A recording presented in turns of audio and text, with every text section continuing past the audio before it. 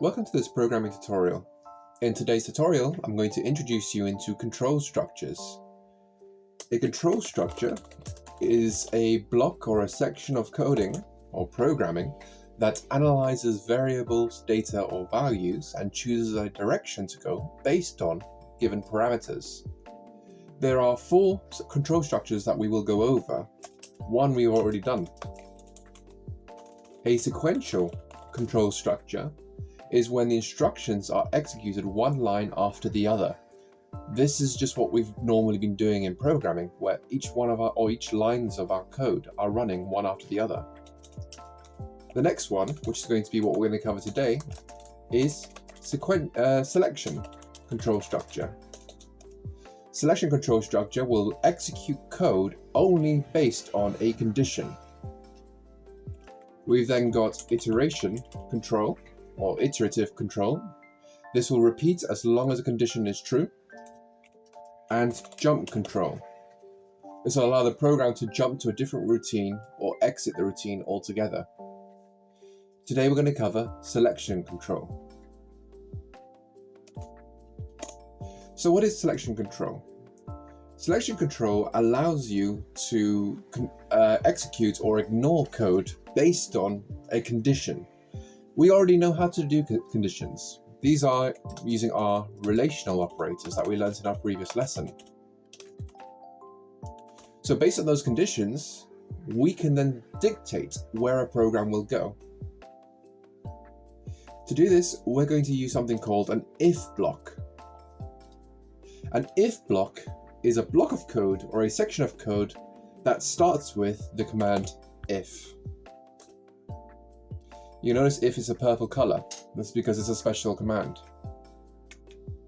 Command may not be the best word for it, but think of it like that so you can remember it.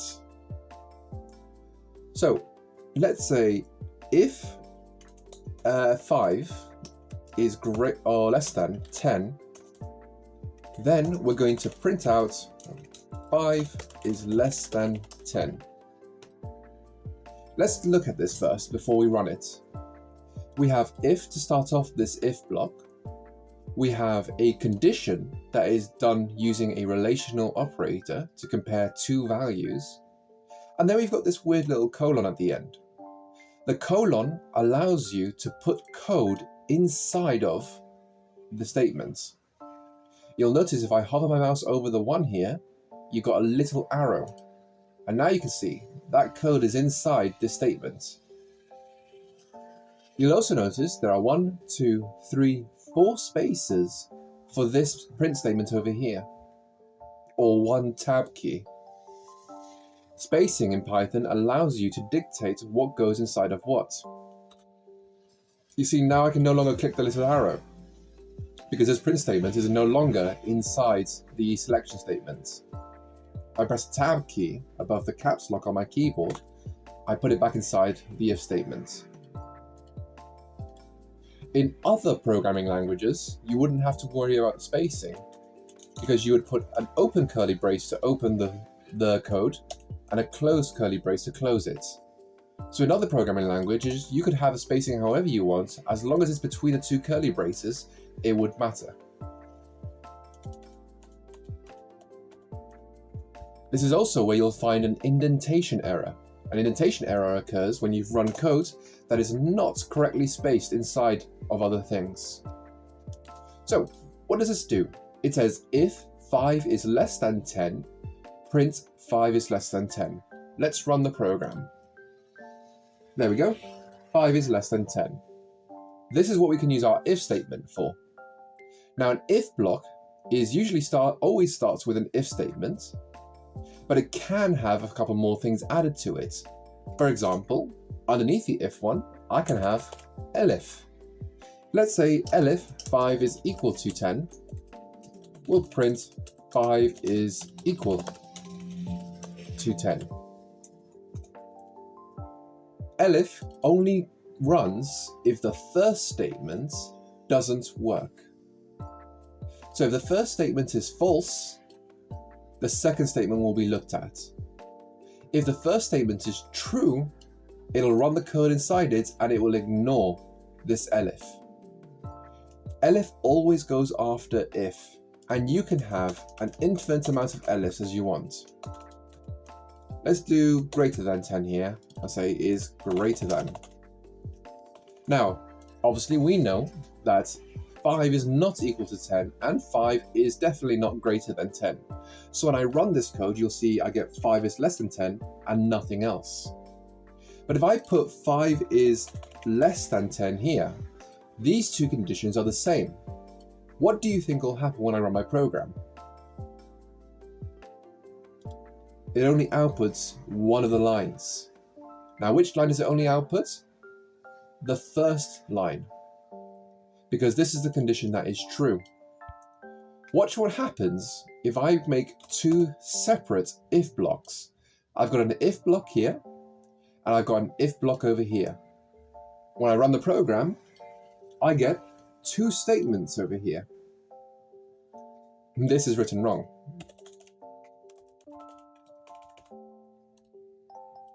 There we go. I get two statements because an if block is always starts with an if statement.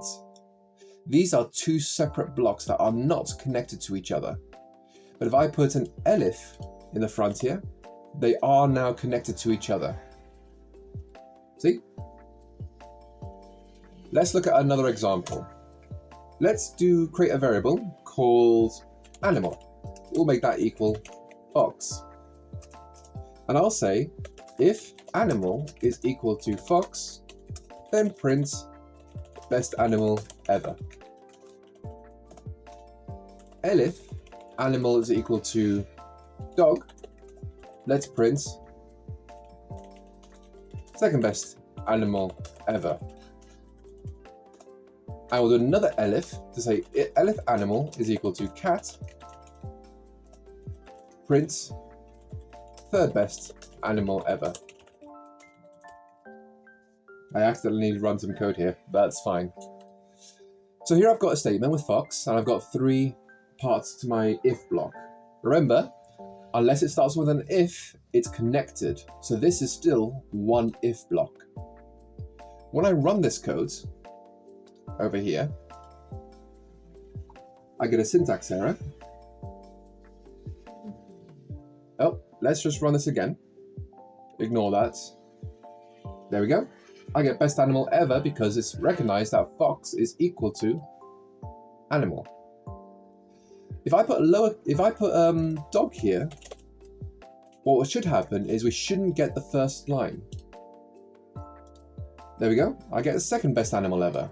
It looks at the first statement and it's false, so it checks the next statement. Similarly, if I change this to cat and I run it, I get third best animal ever because it's on the third elif block. Remember, you can have as many elifs as you want, but they always have to go under the if. They are also optional. You don't have to have elif, but you do always have to have if. Now, what happens if I write something like monkey? If I run the code, nothing happens. This is because I don't have a condition that meets this animal. Let me introduce you to the last part of an if block. This is else. Else goes at the very bottom of an if block. You should never have else before elif. But you might have it so that else is after an if. As long as else is at the very, very bottom of your if block, you should be okay. Else is like a bucket. It does not take a condition, so we just put a colon here. And what else does is it allows you to adapt to any other answer. In this case, we'll just put, sorry, I didn't understand your answer. Now, because I have an else statement, it'll run with monkey. Because what happens is it finds that every condition is false, so it goes to its default output. We can also change this. So instead of monkey, it's an input. Enter your favorite animal. Now I can run it as a little program. See? Now, with this, we can also connect things with Boolean operators. Let me show you what I mean. If I run the program and I enter fox with a lowercase f, fox with a lowercase f is not the same as this fox over here. So when I hit enter, I get, sorry, I didn't understand your answer. Let's add a condition over here, or let's show you 2 ways to do it. The first way to do it is to say elif animal is equal to lowercase fox, print best animal ever.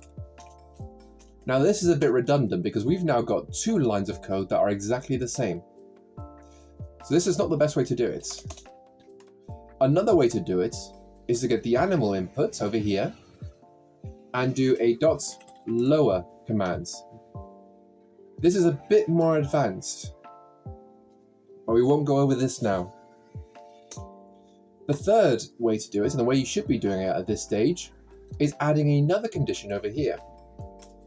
So let's use a Boolean operator to connect both types of foxes. Now we have to decide which one's better to use, and, or not.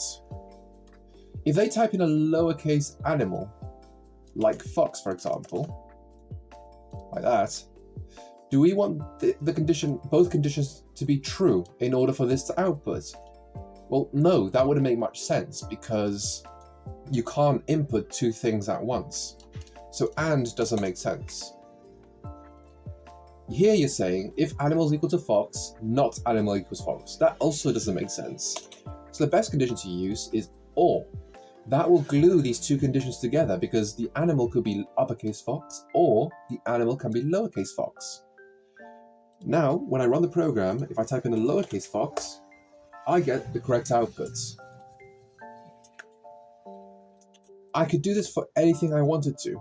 I could add all caps. I could add spaced out. It doesn't matter. I can have as many conditions as I want inside this if statement. And I can do this for every single one. Let's go over one more thing. Let's say I'm asking for the favorite animal, and then I'm going to ask the person for their favorite color. To do that, I can go inside this if statement and ask them another question. Now, I could store a new question in a new variable, or we could change animal over here so it's just question and reuse it throughout the program. We have to remember to change it in every single part over here. And then inside Fox, I'm going to write question equals input, enter your favorite color. If the color is equal to red, print awesome. Red fox. Elif, the color is equal to white, print awesome. Arctic fox. Else, print sorry, I don't know of any foxes of that color. We have just created an if block inside of an if block. Whenever you have an if block inside an if block, we call that a nested statement. It's nested because we've put it inside of another block. You can see this belongs to itself and it's inside this one. This means that this over here will only run if this condition is true. You can have as many if statements inside of if statements as you want, but you have to be careful. When you end up putting too many if statements inside of each other, your program can get very confusing to read. Thank you for watching this tutorial. I hope you found it helpful.